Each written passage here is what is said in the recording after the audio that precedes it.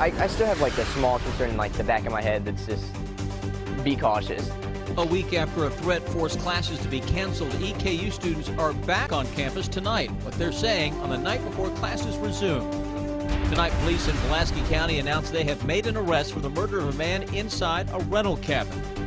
A mother talks about her relief when her 7-year-old son was found after spending a night lost in the Red River Gorge. Tracking, alerting, protecting. This is WKYT News at 11. Good evening. Tomorrow, for the first time in a week, classes will be held at Eastern Kentucky University. EKU canceled classes for much of last week after a threatening message was found in a restroom on campus. EKU has increased police patrols on campus, but investigators have not figured out exactly who made the threat. Our top story tonight at 11, Sam Smith talks to EKU students about how they feel as they get ready to go back to class. The EKU campus has been relatively empty.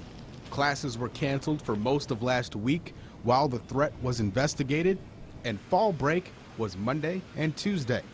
Classes begin again Wednesday. I'm still a little apprehensive because you never know what people are capable of, especially when they write a threat. A message reading "Kill all by October 8th, 2015" was found written in a bathroom on campus. Because you never know if it's a threat or they're actually going to act on it. The university took the message seriously. Police interviewed persons of interest, but no arrests have been made. I was glad that they weren't just handling it with a grain of salt. The university and police continue to take this threat seriously. We're told there will be an added police presence on campus when classes resume. I still have like a small concern in like the back of my head that's just be cautious. It could happen again at any moment. Any concerns, anything you're worried about going back to class? Just calculus. With more police on campus, students should be able to focus on classes rather than the threat. I don't think anyone's going to try anything now. In Richmond, Sam Smith, WKYT. The university is offering a $10,000 reward for information that leads to the arrest and conviction of the people responsible for the threat. Montgomery County schools will be closed tomorrow after school leaders say they found a series of anonymous threats. In the last week, they say that 2 threatening messages were found on bathroom walls at McNabb Middle School and one at the Montgomery County Intermediate School. School leaders think the threats are not credible and they're likely copycats of the EKU threat. But out of caution, they decided to close all Montgomery County schools tomorrow. Fall break begins on Thursday and students will go back to class on Tuesday. School leaders and police are investigating the threats. Police have arrested a Union College student they say wrote a threatening message on campus. Barberville police charged 18-year-old Connor Kelly with terroristic threatening. They say he wrote a message on a restroom wall in the campus library that said, quote, "Kill them all tonight." Police say that once they tracked down Kelly, he admitted he wrote the message.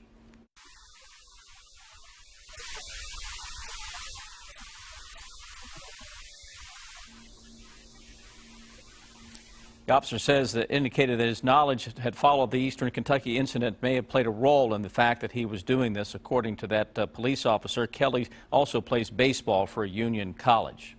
New tonight, a man has been charged with murder for a shooting death at a Pulaski County cabin.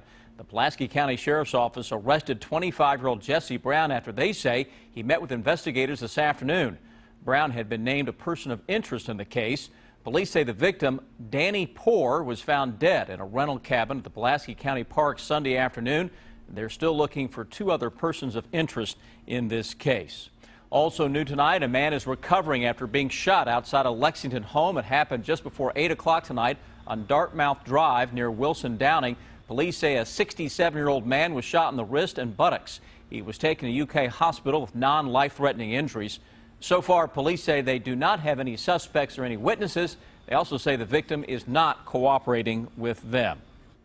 She says it was the most horrible night of her life. Tonight, an Indiana mother is talking about the frightening hours her 7-year-old son spent lost in the Red River Gorge.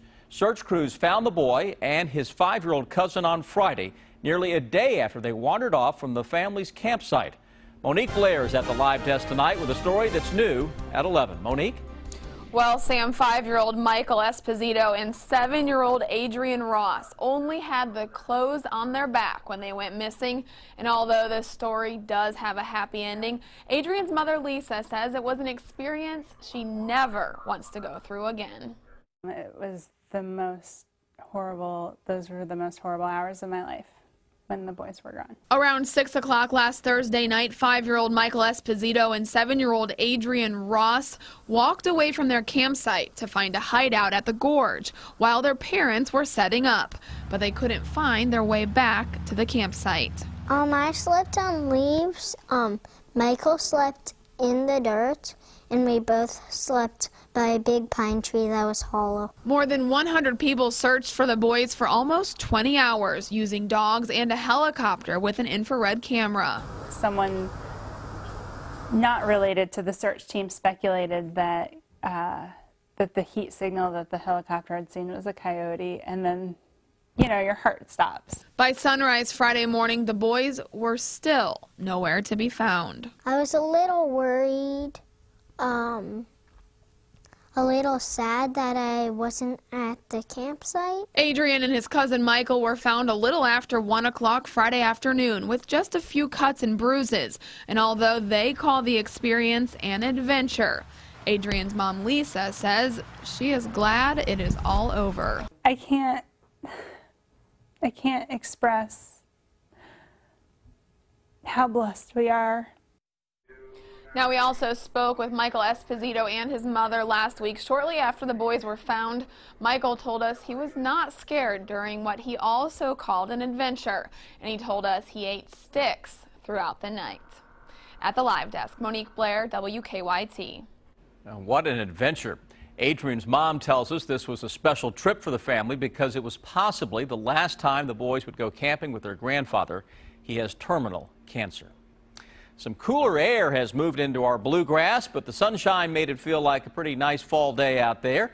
Meteorologist Jim Caldwell tells us tomorrow should be much of the same, right, Jim? Well, I mean, basically same thing. A little sunshine out there. Temperatures running in the mid-60s. Pretty comfortable. Again, it's not that deep chill that we're going to experience probably this weekend, but it's certainly a little chilly compared to where we were yesterday, because we were almost 80 degrees.